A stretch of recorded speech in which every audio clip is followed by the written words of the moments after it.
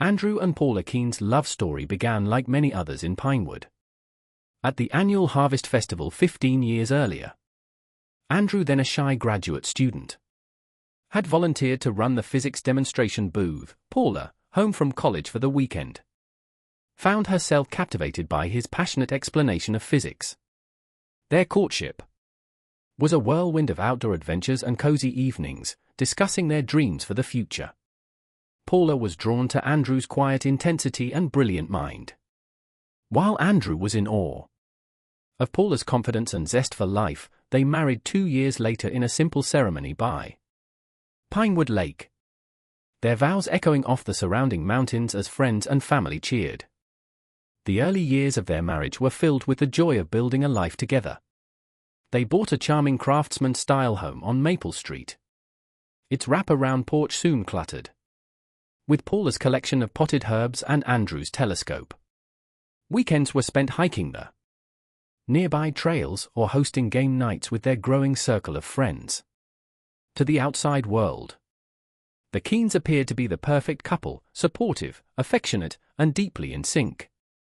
But as time passed, small fissures began to appear in their relationship. Paula's career and marketing took off, bringing with it late nights at the office and frequent business trips. Andrew, content with his position as a high school teacher, struggled to understand his wife's drive for professional success. He began to feel left behind, his world shrinking as Paula's expanded. Their conversations, once flowing freely, became stilted and superficial. Paula found herself frustrated by Andrew's reluctance to try new experiences or socialize outside their established routines. Andrew, in turn, felt increasingly inadequate in the face of Paula's vibrant social life and career achievements. Attempts to rekindle their connection often fell flat. A romantic getaway to the Oregon coast ended in tense silence as they realized how little they now had in common. Date nights became an exercise in checking boxes rather than genuinely connecting.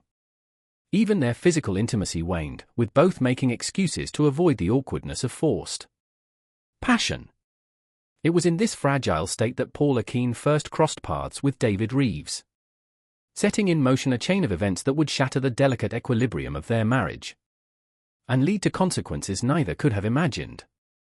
The seeds of Paula and David's affair were planted on a rainy Tuesday afternoon at the Pinewood Business Association mixer.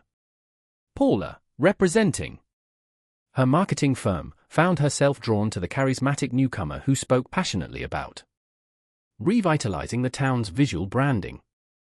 David's enthusiasm was infectious, and Paula soon realized an hour had passed in what felt like minutes. Over the following weeks, their paths continued to cross professionally. Paula's firm hired David for a series of projects, necessitating frequent meetings and collaboration. What began as a working relationship quickly evolved into a friendship, with shared lunches extending well beyond the allotted hour. As they discovered a mutual love for contemporary art and obscure indie films, Paula found herself looking forward to their interactions, feeling a spark of excitement she hadn't experienced in years. David's attentiveness and genuine interest in her thoughts made her feel seen in a way she had long forgotten. For his part, David was captivated by Paula's quick wit and the passion that shone through when she spoke about her work. The line between professional and personal blurred one evening after a particularly successful presentation to a client. Flush with victory, Paula and David decided to celebrate with drinks at a bar on the outskirts of town. As the night wore on and inhibitions lowered, their conversation turned more intimate. David's hand brushed against Paula's, lingering a moment too long to be accidental. It was Paula who made the first move, leaning in to kiss David as they stood in the parking lot. The kiss, fueled by alcohol and long-suppressed desire, quickly deepened. Their first clandestine rendezvous took place at a small bed and breakfast in the next town over, as they fell into each other's arms. All thoughts of consequences faded away. In the afterglow, tangled in rumpled sheets, Paula and David convinced themselves that what they had found was too precious to give up. And so began a careful dance of stolen moments and secret meetings. Each rendezvous adding another layer to the web of deceit that would ultimately ensnare them all. For months, Andrew Keene remained blissfully unaware of his wife's infidelity. He attributed Paula's improved mood and renewed energy to a positive shift in her work life. However, as winter gave way to spring, small inconsistencies began to nod at the edges of his consciousness. It started with little things. Paula's sudden interest in obscure bands she'd never mentioned before, hushed phone conversations that abruptly ended when he entered the room, and an inexplicable nervousness whenever plans changed unexpectedly. Andrew initially dismissed these observations, not wanting to acknowledge the growing unease in the pit of his stomach. The pivotal moment came on a quiet Sunday afternoon. Paula had left her laptop open on the kitchen counter, and as Andrew reached past it to grab a mug, a notification flashed across the screen. The message preview from an unsaved number read, "Can't wait to see you tomorrow." Last time was Andrew's hand froze mid-air.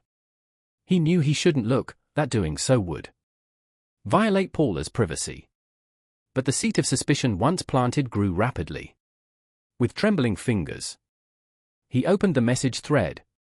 What he found confirmed his worst fears: months of intimate exchanges, thinly veiled references to secret meetings, and declarations of passion scrolled before his eyes. The final piece of the puzzle fell into place when he saw a photo David had sent, nauseated and shaking. Andrew closed the laptop and retreated to the basement, his mind reeling. When Paula returned home that evening, she found him sitting in the dark, his eyes red-rimmed and distant. The confrontation that followed was brutal in its rawness. Paula, caught off guard, initially tried to deny everything, but faced with the evidence Andrew had discovered, she finally broke down and confessed to the affair. As Paula sobbed and attempted to explain, Andrew listened in stony silence. When she finished, he stood up and walked out of the room without a word, leaving Paula alone with the wreckage of their marriage strewn around her. In the days following his devastating discovery, Andrew Keene surprised everyone with his apparent calm acceptance of the situation. When Paula, racked with guilt, offered to move out, Andrew insisted she stay. He spoke of forgiveness, of working through their issues together, and of his enduring love for her despite her transgression. Paula, overwhelmed with relief at this unexpected reprieve, threw herself into rebuilding their relationship. She ended things with David in a terse phone call, blocking his number and social media accounts. She suggested couples therapy, date nights, and even a second honeymoon to rekindle their connection to their friends and colleagues. The Keenes presented a united front. They were seen holding hands at the farmers' market, laughing together at local events. And Andrew even surprised Paula with flowers at her office. Many in Pinewood commented on how the couple seemed stronger than ever, admiring their ability to weather such a storm. But beneath this carefully constructed facade, a very different reality was unfolding. Andrew's forgiveness was a masterful performance, concealing a heart twisted by betrayal and a mind consumed by thoughts of revenge. Each gentle word and loving gesture was calculated, designed to lull Paula into a false sense of security while he grappled with his growing obsession. Late at night, while Paula slept, Andrew would lie awake, his mind replaying imagined scenes of his wife and David's arms. He began keeping a journal, filling pages with dark musings and elaborate fantasies of confronting his wife's lover. The act of writing these thoughts became a pressure valve, allowing him to maintain his cool exterior while his inner turmoil intensified. Paula, eager to believe in their reconciliation, overlooked the subtle signs of Andrew's internal struggle. As weeks turned into months, the charade became second nature to Andrew. He played the role of the forgiving husband with chilling precision, all while his resentment festered and grew.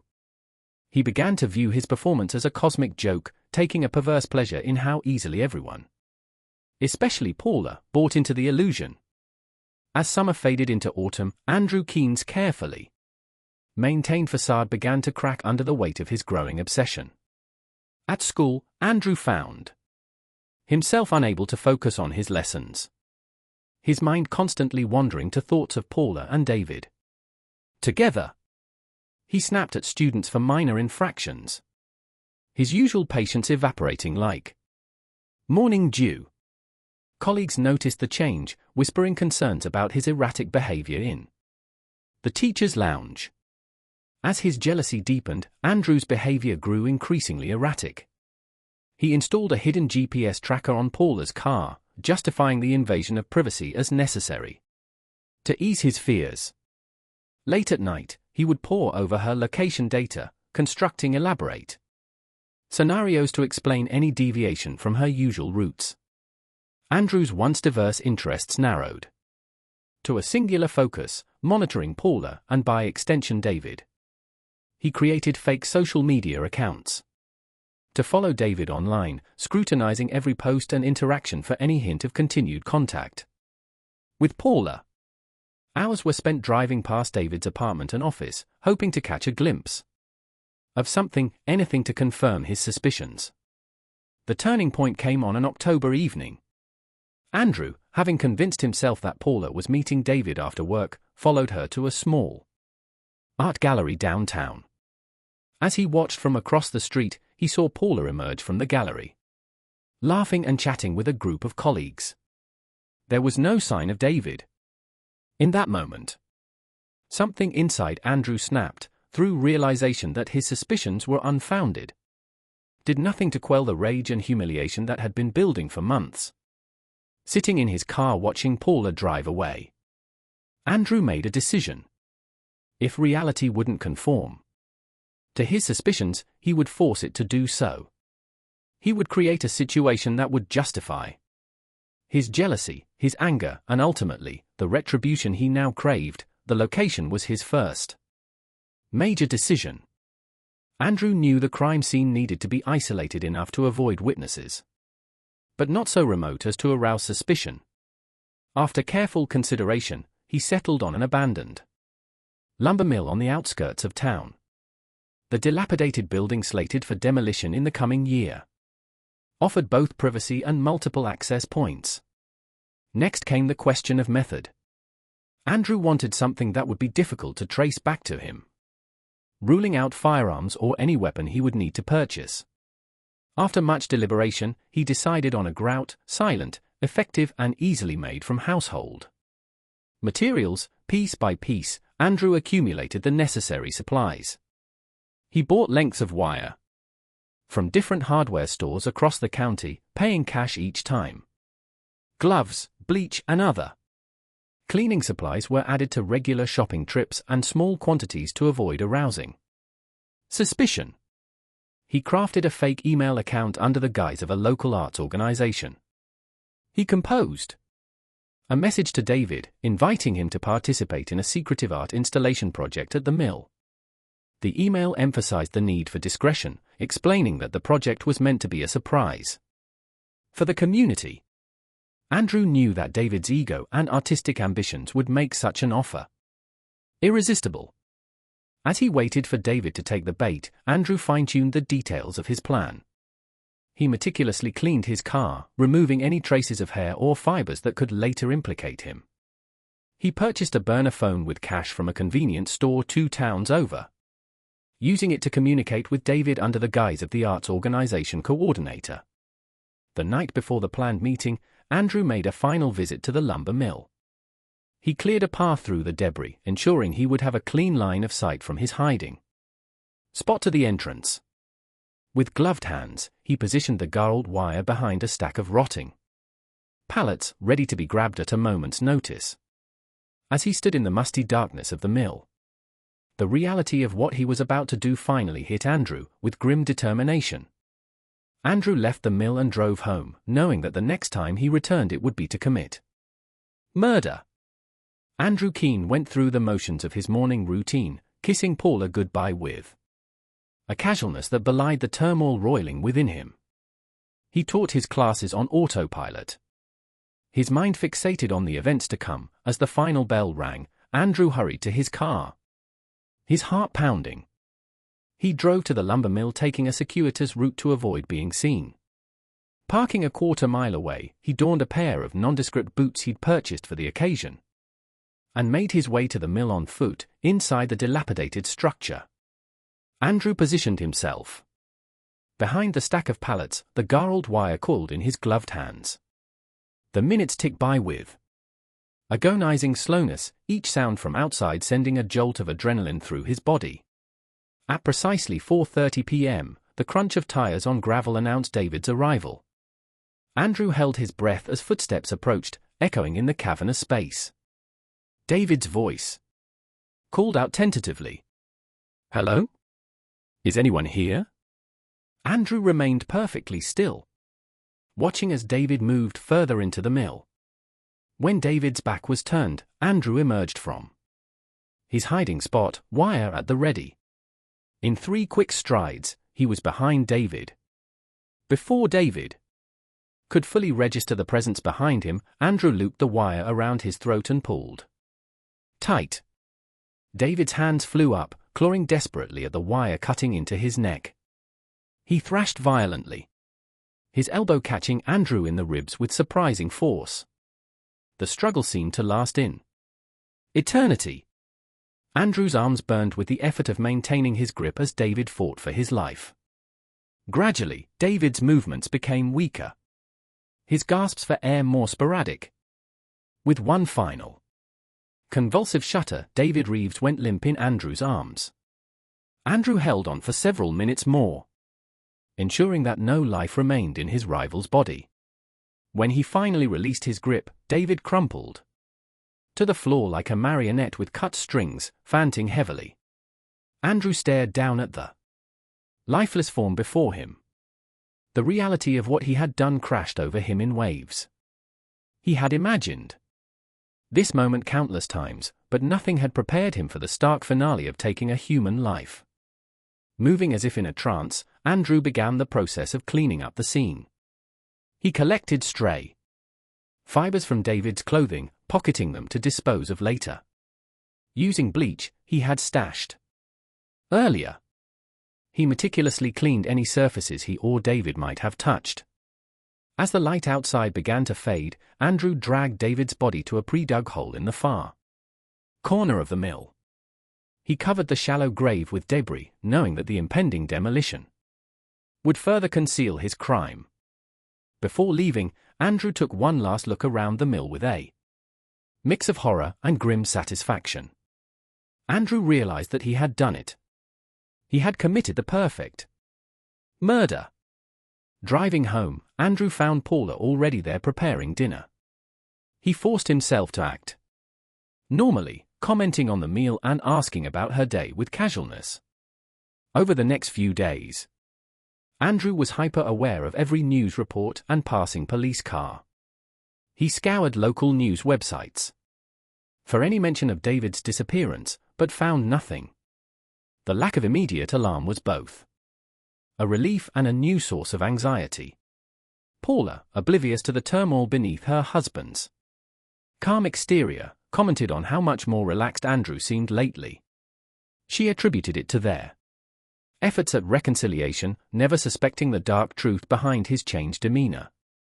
A week after the murder, the first signs of concern about David's whereabouts began to surface.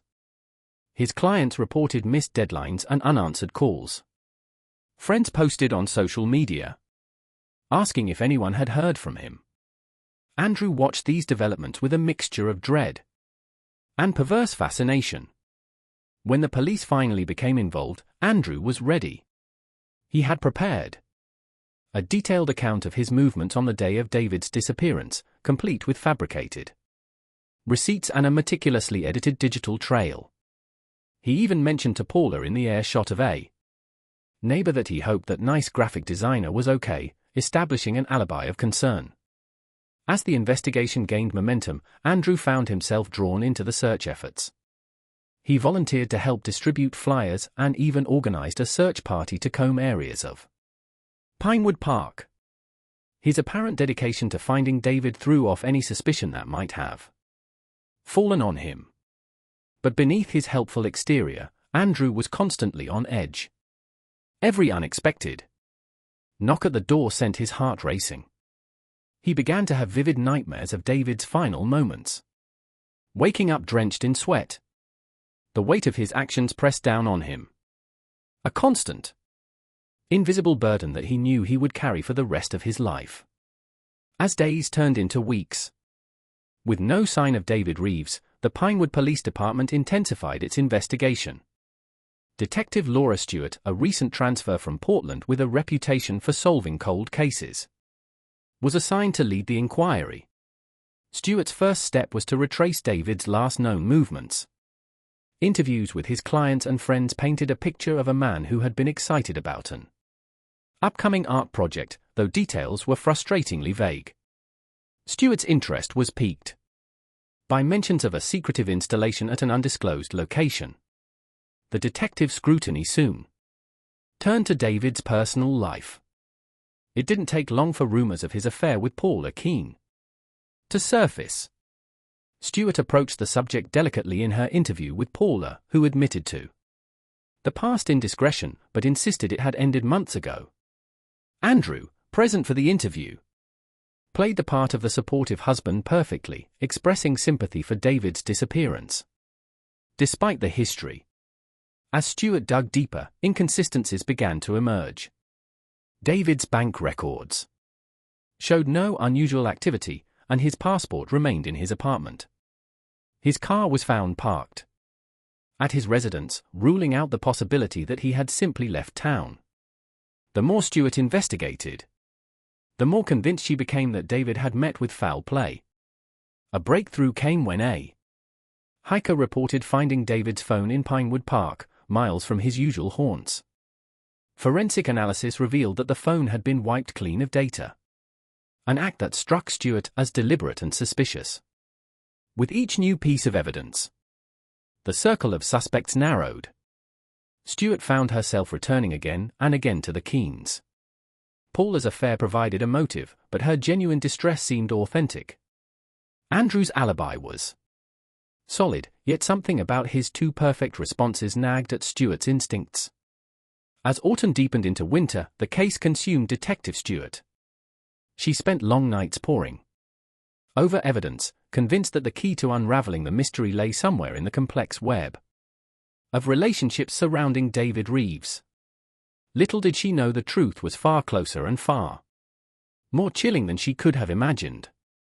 The turning point in the investigation came on a frigid December morning, 3 months after David Reeves' disappearance. A team of surveyors, assessing the old lumber mill for demolition, made a grisly discovery. Partially unearthed by recent heavy rains, David's decomposing body was found in a shallow grave. Detective Stewart and her team descended on the scene, meticulously combing the area for evidence. Despite Andrew's careful cleanup, trace evidence remained. Fibers matched to David's clothing were found embedded in the floorboards, and DNA analysis of the soil revealed blood spatter consistent with a violent struggle. The discovery of the body shifted the investigation into high gear. Stewart re-interviewed everyone connected to David, this time with a sharper focus. It was during her second conversation with Andrew Keene that things began to unravel. Stewart noticed subtle inconsistencies in Andrew's story. Minor details that didn't quite align with his previous statements. His demeanor, once calmly cooperative, now had an undercurrent of nervousness. When Stewart casually mentioned that they had surveillance footage from near the lumber mill, she saw a flicker of panic cross Andrew's face before he quickly composed himself. That momentary lapse was all Stewart needed. She intensified her questioning, probing deeper into Andrew's alibi for the day of David's disappearance. Under the relentless pressure, Andrew's carefully constructed facade began to crumble. In a dramatic turn, Andrew broke down and confessed to the murder. He recounted the entire sordid tale. His discovery of the affair, his months of secret planning, and the final fatal confrontation at the lumber mill. As he spoke, it was as if a dam had burst. Years of pent-up emotion pouring out in a torrent of words, Paula brought in for questioning separately was shattered by the revelation. She struggled to reconcile the loving, forgiving husband she thought she knew with the man capable of such a calculated act of violence. Her world, already fragile from the strain of the affair in its aftermath, collapsed entirely. As news of Andrew's confession spread, the town of Pinewood reeled in shock. The image of the Keens as the perfect couple, even in the face of adversity, was shattered. Friends and colleagues struggled to understand how they could have missed the signs of Andrew's deteriorating mental state. In the following weeks, more details emerged. His internet search history revealed months of research on undetectable poisons and body disposal methods. The depth of his obsession and the meticulous nature of his planning chilled even the most seasoned detectives. Andrew Keen was charged with first-degree murder. As he awaited trial, psychologists debated whether his actions were the result of temporary insanity or a more deep-seated pathology. Paula, grappling with her own guilt and the traumatic loss of both her lover and her husband, retreated from public life. The case of David Ree's murder would long be remembered in Pinewood as a tragic reminder that even in the most seemingly idyllic settings, darkness can lurk just beneath the surface. It served as a cautionary tale about the destructive power of jealousy and the unforeseen consequences of betrayal, forever changing the way the town viewed itself and its inhabitants.